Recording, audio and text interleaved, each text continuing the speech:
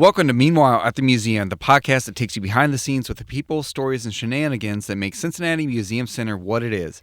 I'm Cody Hefner, and I'm joined today by a person you've heard mentioned frequently on this podcast.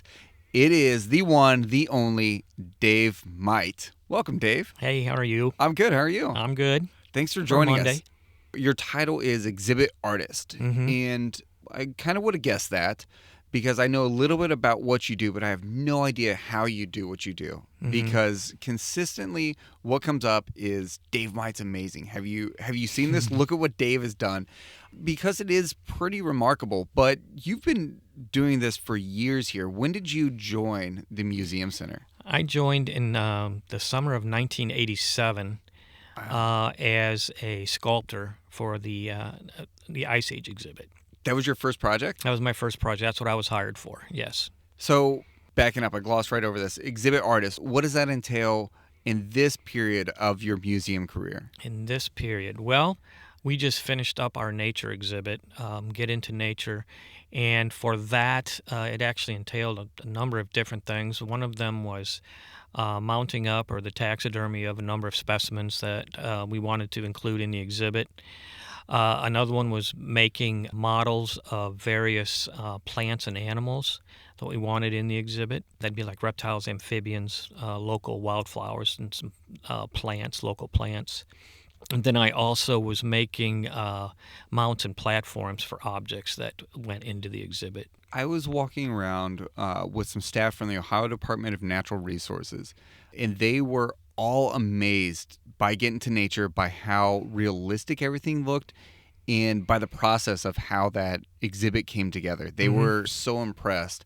And a lot of these were individuals who work in the parks, who work out in the field every day. So they see this stuff in real life every day, and they were so impressed by the way that exhibit came together and how it looks. Well, that's good to hear. Sticking with that exhibit, and we're going to jump around to a lot of them, but sticking with the Get Into Nature gallery, do you have a piece or part of that you are most proud of, that really stands out to you? One of the things that I did that I'd been looking forward to for a while, and I've dabbled with a little bit in the past, is the making of artificial plants.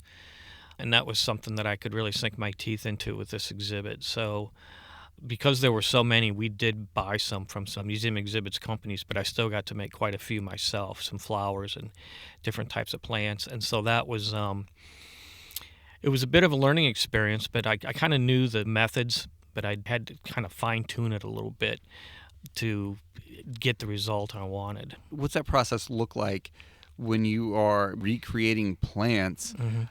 It's not like taxidermy where you have the hide or the animal that you are, I'm going to be very untechnical and unscientific, that you're essentially stuffing into that form. Right. But a plant, you see a leaf on the ground. Right. You're not preserving that. You're not taking that and kind of spraying lacquer on it and then plucking it into the exhibit. So how are you recreating it? Well, the dead leaves that you see in the exhibit are actually real dead leaves. Are they really? But they are soaked in a solution of glycerin, a glycerin and water solution. And so the glycerin and water soak into the leaf and keep it moist, keeps it from drying out and cracking. And so that adds to longevity of the realism or the looking of the leaf. No kidding. So the dead leaves are actual real. Back during the Ice Age exhibit, we tried vacuum forming artificial leaves, but you just need thousands and thousands and thousands of them. And it's just very difficult to get the number that you need. And then each one needs to be painted and detailed. And so it's actually better, it's just more efficient to use the real thing and preserve them. But the other plants, like the flowers and some of the other plants, I actually would go out and collect. In the springtime, when I knew they were in bloom, I'd go out to the edge of Appalachia and pluck a few, as few as possible. And then I would actually, while I was there, I would make plaster molds of the surface of the leaves. You would just kind of press the leaves more or less into putty and you get that relief? We would press the leaf into damp sand with the side that you want copied facing up, and then you pour plaster on that. Usually you want like a hard plaster, like a hydrocal or something. You pour that on, let it set, and then when I bring it back to the museum the next day, I'd pull it. and that leaves you an impression in the plaster. And then we have a machine called a vacuum form machine. And what it does is you put a piece of plastic that's stretched over a heating element in a vacuum. The heating element is above it, and what it does is it heats that plastic, and it starts to sag and melt, and then you pull it down up onto the vacuum. And the switch goes on, the vacuum comes on, and it sucks that soft plastic into the impressions of the mold and gives you a thin copy. But then that's just standard green, or whatever the color. Clear, white. Yeah. And so you have to paint that. Yeah, you have to paint it. Are you spray painting? Like, do you just lay a bunch of these on the ground and you spray paint a bunch of them, or how do you? Yeah, usually you get a good group of them and spray paint them with a primer. Usually like a plastic-friendly primer, something that's going to stick to plastic, and then do the final painting, which could be some airbrushing, using a regular brush. Just depends on the plant itself. If you want subtle changes, or if you're painting veins or something like that, where you want more contrast. So anytime you walk through an exhibit and you see, for the most part, if you see plants in there, each one of those is hand painted. Yes, the production of plants is very time consuming. If you were to buy one or buy some plants from a museum exhibits company that produce these things for, which there's a few out there, they are very expensive, and that's because A, that it just takes so much time. B, the material's not the cheapest either. And so that's how a lot of the leaves are made. And then things like flowers, where it was a little more three-dimensional, not so flat, I'd have to sculpt those in clay. And the mold has to be made so that the vacuum former will work on it. So there's no undercuts or anything like that.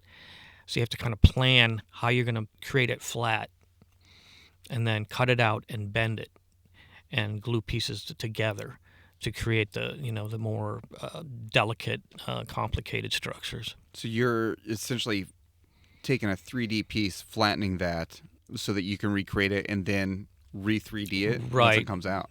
Right. With how time-consuming that is and how expensive they are if you buy them, why not do something cheaper? Why not just do something cheaper, quicker to put in the gallery? Well, there is some shortcuts that are accepted in the museum world. People want extreme realism, but you have to factor in time and cost. You can basically buy plants off the shelf, go to Michael's, Hobby Lobby, or get online and order artificial plants that are already made, and then cut pieces off of that and assemble them. So you can do a mix of all three of those things in terms of molding the leaves, creating the flowers, and then using like stamens and things like that you could cut off of an existing artificial plant, and then glue onto that. It's kind of like in movies where sometimes they'll paint the backdrop, and then they have some of the pieces in the foreground. They're building that set, but it just helps give a little depth to everything, but do it in a more cost-effective way. Yeah, and it just adds detail without having to spend the time to basically recreate the wheel. Because there's some good artificial plants out there where you can pluck some parts off of them and make use of them. I've been fortunate to speak with you about this over the years, so we'll just lay the baseline. What's the importance of showing something as close as we can to the real thing, of being as accurate and authentic as possible? Why use real leaves in a gallery? Why not just use something that's fake, that has a little less detail, that's more generic? What's the that's kind of something you weigh at the beginning.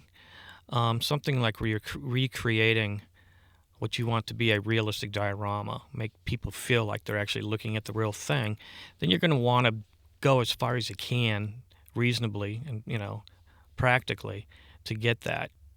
In some instances, it's not as important that you have that high, realism, and then you have to also think about fragility of the thing. If it's going to be able to be touched by people, if it's going to be under glass, so that it won't be messed with, and less chances of it getting dusty and then having to dust it and possibly damage it. So like in the Ice Age exhibit and some of the traveling exhibits we've done, where they will travel and they'll be kind of a little more open to people. Not necessarily easily, but someone could get to it if they wanted to. Then you take into account, okay, well, we need to make it a little more durable. We need to make it little heavier duty, so you might lose some of the delicacy or the realism there. So you kind of weigh that with it.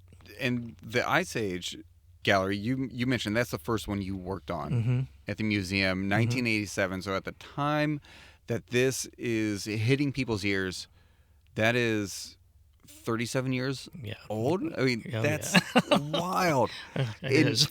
And it's still, for the most part, that gallery is very similar to what people remembered from a decade Yeah. ago or more. We've had to do some repairs and changes, through time, especially the interpretive part. That used to be up front, kind of with the information and the labels. The original idea was to have it like a fully immersion exhibit where you walk through and you feel like you're really there, and there's no exhibit labels or anything like that. Through time, as it's been revised, we've added more and more of that for different reasons over time. How was your work on that particular exhibit? Where did it start? Because you got to take a pretty cool trip as part of that, right? Yeah, we got to go to Iceland and That's cool. look at the glaciers and the ice caves and things like that. Now, those glaciers and ice caves were a little different than what we created, because there's a lot of volcanic sand and soil. And so a lot of the glaciers there were almost black. I mean, because of the wind-blown soil. And so they were stained with a lot of black on the surface. So we had to, ignore that part of things. But we were able to get an idea on the kind of the texture of the ice and the what do you want to say, the interior colors. Once you kind of take the black off, you can kind of see what's going on. And in the ice cave, some of the lighting and things like that. Just in every aspect, you're just going the extra mile. You're seeing the real thing. You're not just looking at photos. You're using the real stuff as either a model, as inspiration for that.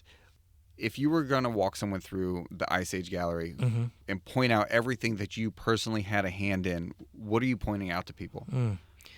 I was part of building the glacier. I kind of experimented with different types of resins and methods to kind of get that translucency a little bit. And then there were about 4 or 5 of us that actually created the glacier. Originally, there was a kind of a framework of rebar and concrete that was sprayed on. So then we went over top of that with the resins. And then I sculpted a number of animals, the dire wolves, the saber-tooths, and the bison. And everyone's probably familiar with the dire wolves. Those are one of those pieces that is created with touching in mind because they're right there. Yeah. It's almost, a lot of places have something where you rub the statue's nose or hand or something for luck. That's just, it draws kids in. Right. It draws adults in too. I pet him every time I walk by him. So you designed those? You sculpted those? Sculpted those, yeah. And then at the time, we had 3 other sculptors that were working as well on different, because there were a number of animals, including the small mammals and the big ones. Like the giant ground sloth. And, Right. There used to be, is there still mastodon in there? The mastodon is no longer there. It was taken out because since the time that exhibit was built, the kind of theories about, it's based on big bone lick. And at the time, the theory was this large accumulation of megafauna like mastodons and things like that. The accumulation, they thought, was due to the fact that there were salt licks there, and there was also some boggy areas. And so they thought at the time that maybe these animals got mired in the bogs. And so that's kind of what we were depicting in that original diorama with the mastodon. And then as time, how many years, 30-some years ago, there's been more research and more, archaeology and study. And they now think that the reason there were so many megafauna bones located there that are found there is because the animals would congregate there for the salt.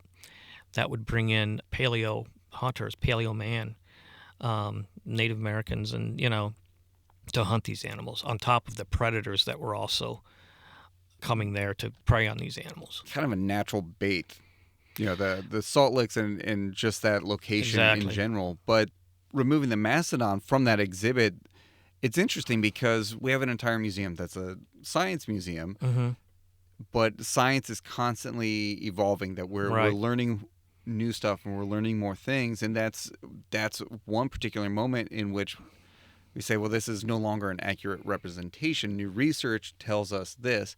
And we get questions from guests that say, oh, where'd this go? Why'd you guys take this out? I love that so much. And there's a reason behind it, a science-based reason behind it often. Right. Well, that's the whole purpose of the exhibit, is to teach people things and to teach them, the truth as we now are aware of it. And that's what I always enjoyed about the art of the museum world, because I was always one to really go for realism and accuracy. The accuracy with the dire wolves, tell us how you created the fur and the hair on those. Basically a dental pick, one tool, the scribe, and each hair was pressed in and scribed in one at a time. Individual hairs. Individual hairs. That's incredible. Well, that's why they had like 4 of us doing this. It took months and months and months to basically sculpt these things, mold them, cast them, and then finish them, paint them, and stuff. So, what was the most time-intensive piece that you worked on in the museum? Not just the Ice Age exhibit. Yeah, but just the entire just museum. In terms of one object, I'd probably have to go with the bison antiquus in the Ice Age exhibit. It's pretty big. Yeah, it's big, and there's a lot of detail I wanted to add to it. So, and then between sculpting it and then having to finish it once it was molded and cast. Yeah. How do you mold that? We're talking 87 Yeah. during the start of this process, but even today, there's not a.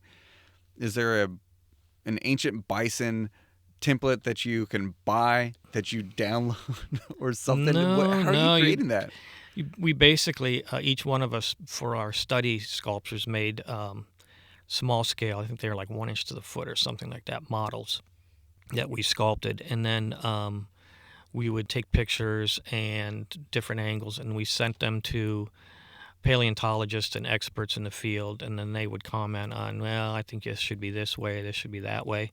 And then we had a consultant at the time, paleontologist Greg McDonald, who was or is an expert in sloths, ground sloths, giant ground sloths. So he would help us along too and give us advice and kind of steer us into a little more accurate. And then you just scale that up. You just scale it once it's approved or whatever. You scale it up, create an armature, and the technology back then was different than what you've got available now. I mean, back then we'd have to make armatures with rebar and threaded rod and wooden cutouts and things like that. Now I think what you could do, and it is done, is to actually take your original small sculpture, have it scanned, and then have it 3D printed the size that you want. You could do it in foam with like a router type tool, or depending on the size you want, and then you could put the clay over that. Does that give you more appreciation for kind of the old school way of doing it, or do you look at the new technology and new resources and think, man, I wish I had this when I was think doing this? It would have been nice to have it back then. Yeah, because it is, building the armature. It's kind of, I don't want to say it's difficult, but it's important that you get it right, because it'll translate in the end to. If you're thinking of art, basically, if you have to build every frame and every canvas that you're even painting on, and that is in itself an art form and time intensive, you still then have to paint the painting. So you're not even getting to that point right as quickly. So with the technology that we have today, you still have to do all of that finishing work and all of the paint and the airbrushing and the detail to bring it to life and put it together. And I think that's such a dedication to detail, because people, for the most part, aren't getting up close enough to see some of these details, but it's there, and it's correct and accurate. I hope so. At the time, you know what I mean? Things I look back on now, it's like, I wish I'd have done that differently, or you know what I mean? I don't think any artist is 100% satisfied with what he does, but you get as happy as you can with it. Your attention to detail is astounding to me, from the pieces that you create, but from the process as well. I remember being down in the shop, and you had a river otter for the Get Into Nature exhibit. You weren't in there, and I asked someone, why is this down here? This looks great. Is this not in good condition? And then you pop up, and you're talking about adding a little more moisture to its nose, to its eyes, just different parts, again, that people wouldn't know any better, which kind of goes both ways. Are you just making it look the absolute best it can, or are you making it look more accurate because it's taxidermied, so its nose is dry, it's not wet, but in the Right. wild it would be wet and it Right. would look differently. So Yeah. what are you looking for in that moment? To make it look as real as possible, to look like the real thing.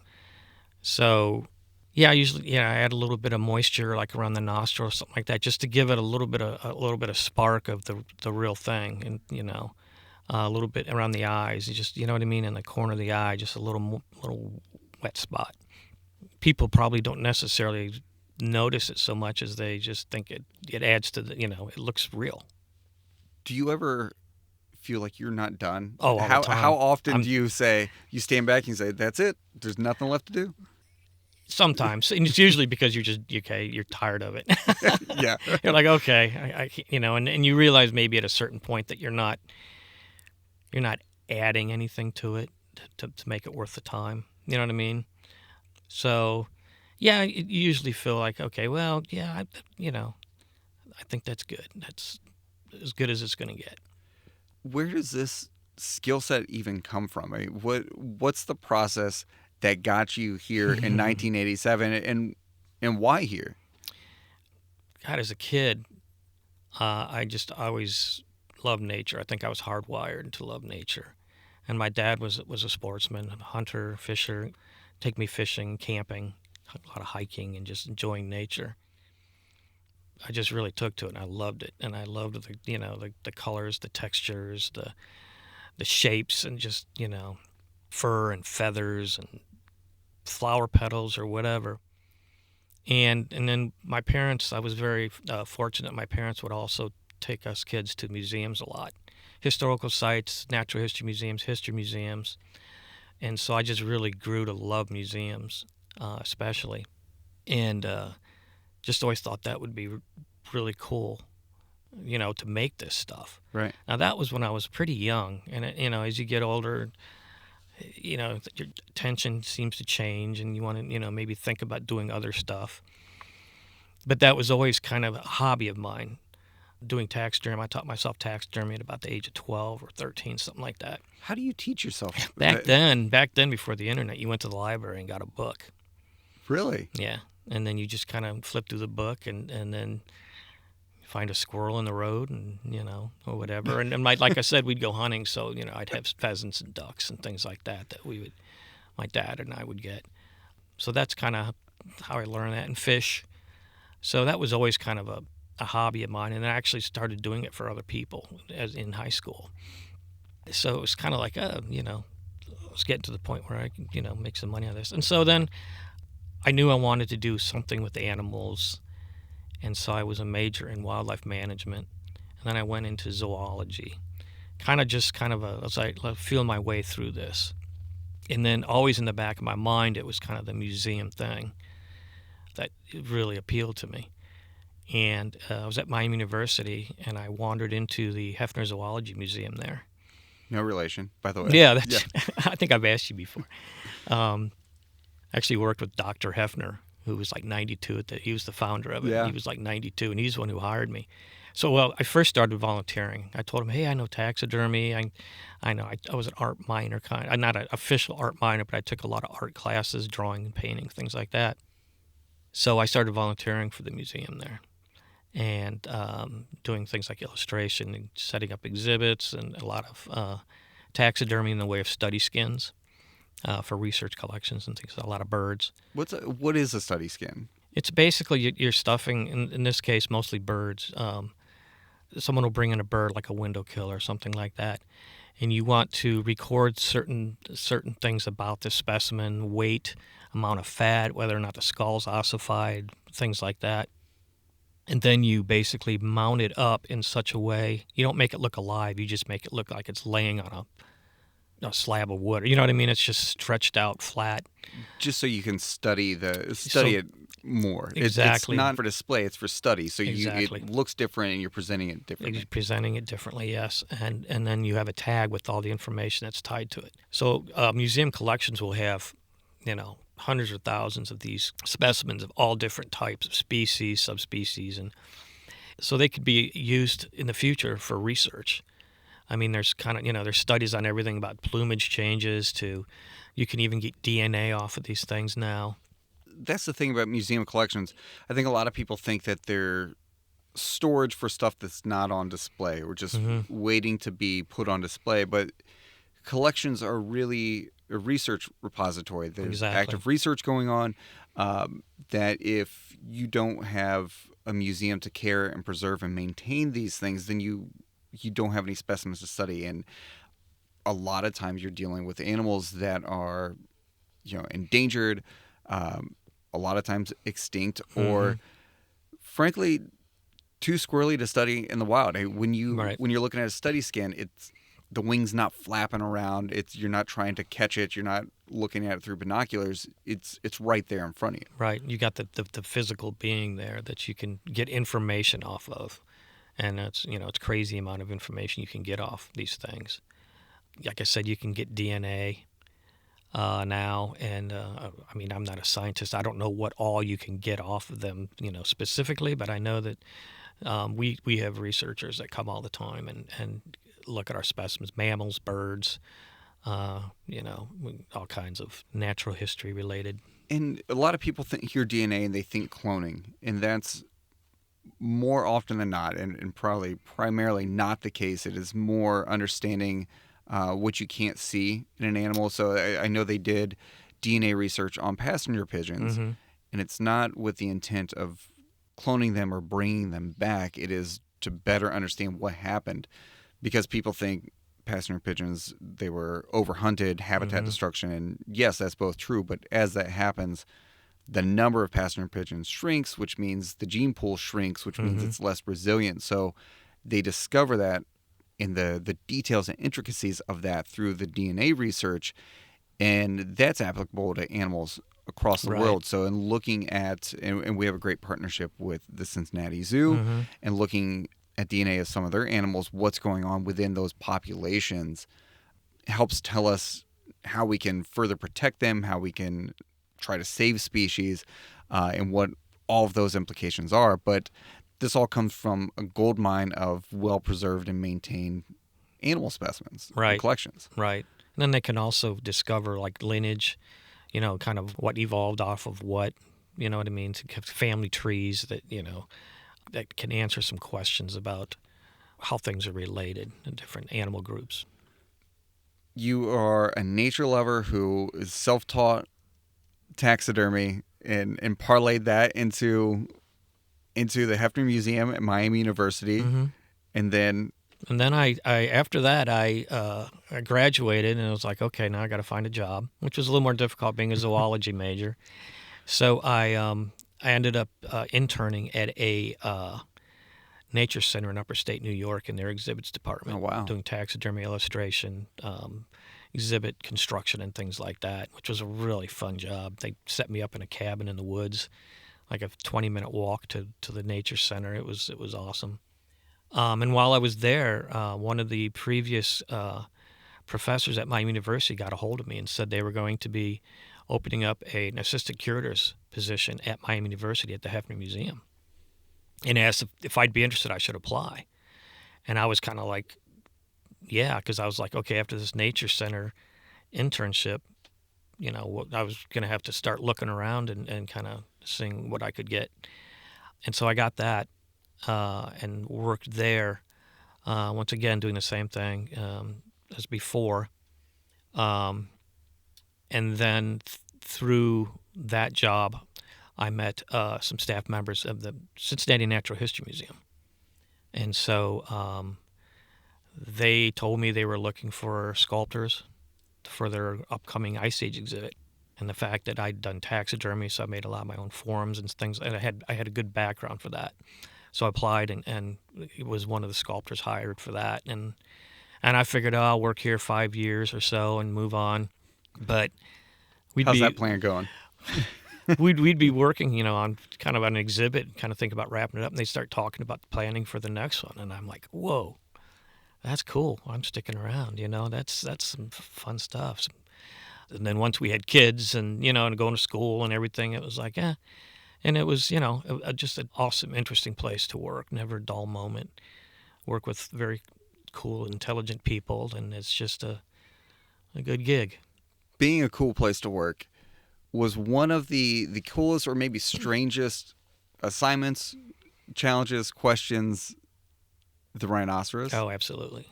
So, I got to, living in Cincinnati, I got to meet some local taxidermists and things like that through different. One of them I became friends with, and I'd go out to his place fishing and that. And one day, Herm Mace called me up, who was the curator at the time, and said, well, the zoo has to put down one of their ipu, one of their Sumatran rhinos, and they want to donate it to us, and we want to mount it up and, get DNA and, the bones, the skeleton collection, just, reap what they can off of the specimen. And I said, okay. And they were going to, deliver it the next day. And I mean, I'm in the middle of a different project, and I'm like, okay, what do I, and realizing we really didn't have the facilities to take, with everything else going on at this big rhinoceros, I got a hold of my friend, Dave Nome, and I said, hey, you want to work with me on this? You got the proper facilities, better for such a large animal. So the zoo delivered it to his place in Kentucky the next day. And I went over and we began working on it. And luckily, it worked because, he had a tractor so we could hoist it up. And it was just, it was quite the project. Because it's just a rhinoceros carcass, Mm-hmm.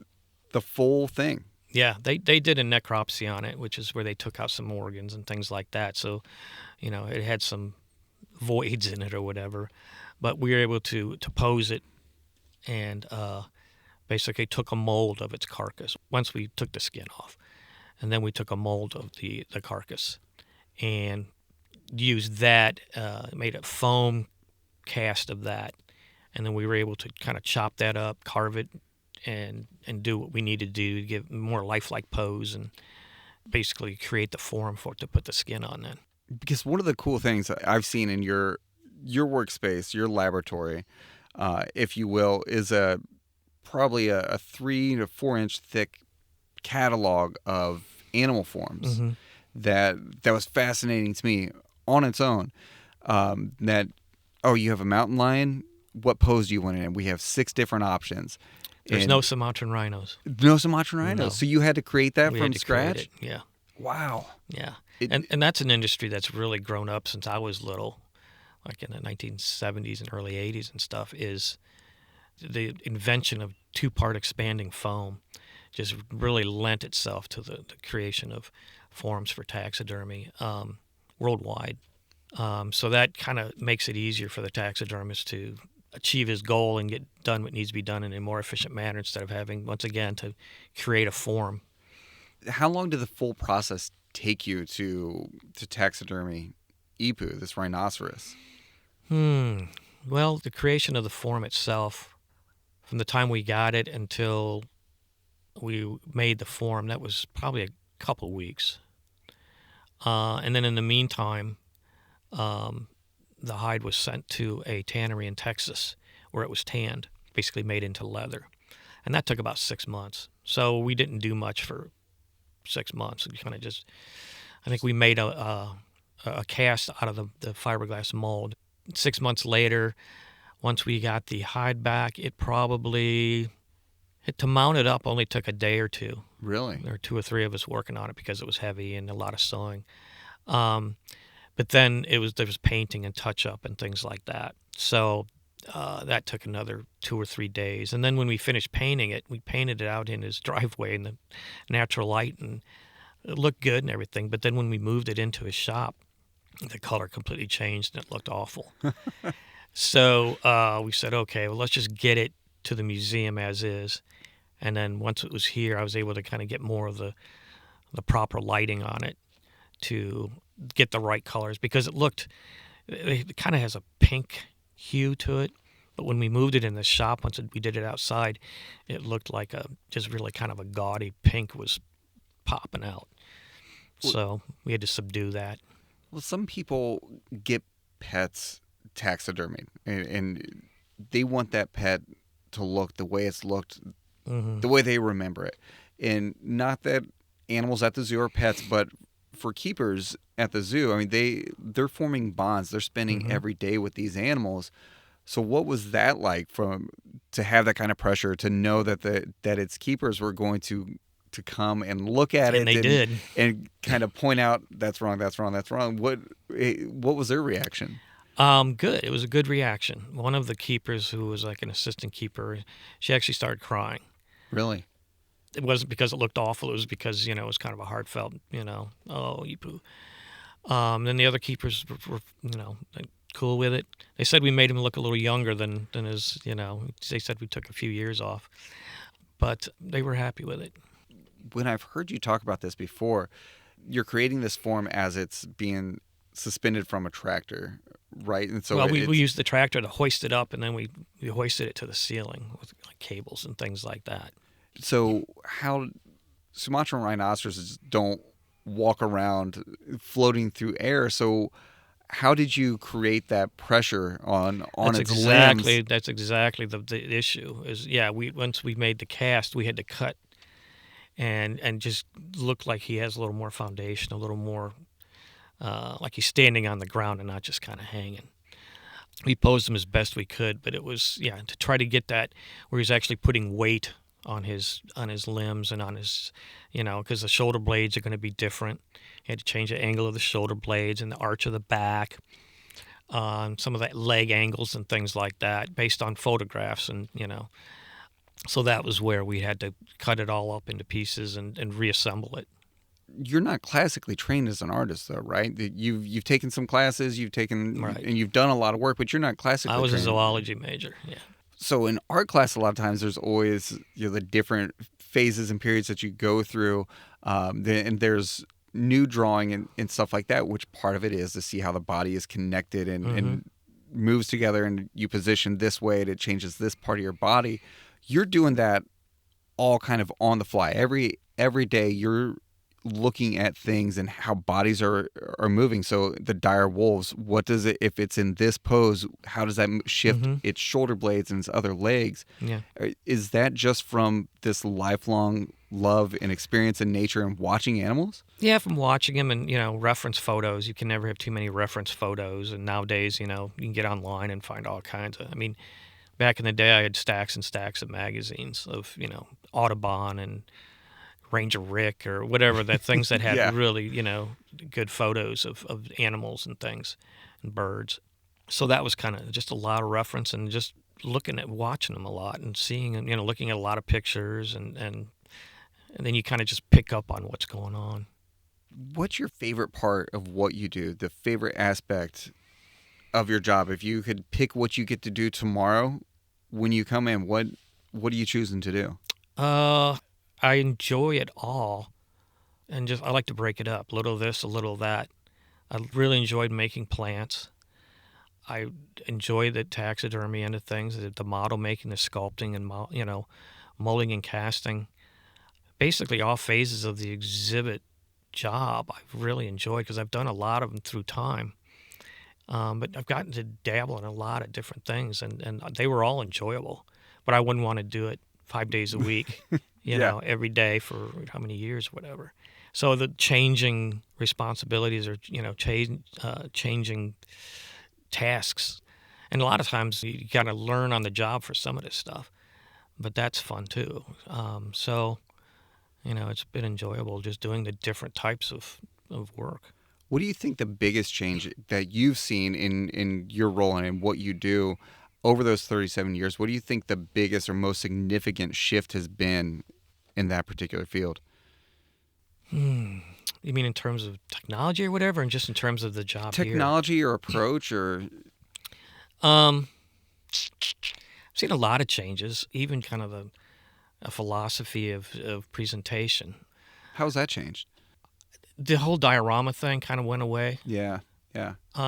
It may or may not be coming back. I mean, I was just waiting for forever to do this nature exhibit because I got to do kind of what I got into the field for to begin with. So that's, it's not gone, but it's not as front and center as it used to be. And some of that's for good reason. If it's going out and collecting these animals and things like that, which was the way they did it back in Victorian times or the early 20th century. It's not sustainable. It's not a good idea to do that. And a lot more, how I want to say this, kind of like taken to a different level for more people to understand, and not, the language and then, a little more layman's terms, and, something that everybody can get something out of, and not just a certain crowd that knows, specifics about this, or, you know what I mean? More of a, not necessarily a starting point, because I don't think anything is displayed in such an elementary way, but you want to invite more people in. Right. And sometimes to do that, you either have to go back to the beginning, or you have to give someone a baseline of information. Right. Here's what you need to know before you can enjoy the Right. rest of this. Yeah. Versus, this is the information, this is what you get. Yeah. Catch up. Right. Exactly. Yeah. A little more inclusive, and just, I don't want to say basic, but just a little more easy for the general public to take in. And I don't know, I always thought, well, you kind of create the interest with that, and then they can learn the specifics more on their own. Or, I mean, you can layer the information too, and that's where like computer programs and things come in, where you can, if you really want to learn more about something, you push this button, or, you dive into it that way. Old school museums, and it used to be this thought that you need to be smart. We need to show that we're smart. We need to show that we're experts on this, rather than sort of showing that it's interesting. Trying to pique your, instead of trying to instill information and get these points across, it's about inspiring curiosity and making people want to learn more, want to go find that. And basically, I mean, quite honestly, if you're assaulted with a lot of information just all at once, or just, you feel overwhelmed, you look at all these labels and all these long labels, you feel a little overwhelmed, and so you're less prone to read them all. So that whole idea is to have shorter, labels and explanations, information, to kind of get across the basics and to give you a general idea. And then if you want to layer information with a little more detail or whatever, you can do that, or just create the interest. I mean, that's kind of the way I've seen it. I'm not a specialist in the, in the education department and writing content, but that's kind of the way I've seen it. I've looked at it. But I've seen, I got to work with people that do this, and we have discussions, and it's interesting. As you're working on different pieces, are you subtly gaining knowledge about it that you... Oh, yeah. I love it. Yeah. I started as a zoology major, and I made that change because the science got harder and harder. And I was like, I was really just in it for the animals, everyone. That's like, kind of the way I was. You got to get into the chemistry too. And I was like, oh, no thanks. Yeah, chemistry. Yeah, so I ended up like Bachelor of Arts instead of Bachelor of Science, because I didn't want to get into all the math and all the, I wasn't into the, I mean, I did take some chemistry in that. But yeah, same thing. So as a history major, I had a professor suggest, maybe you should look at artwork. And I said, what do you mean? You use artwork as a source. And I was like, that's cool. I don't have to read books. I can look at a painting and say, okay, now I'm just going to dissect this.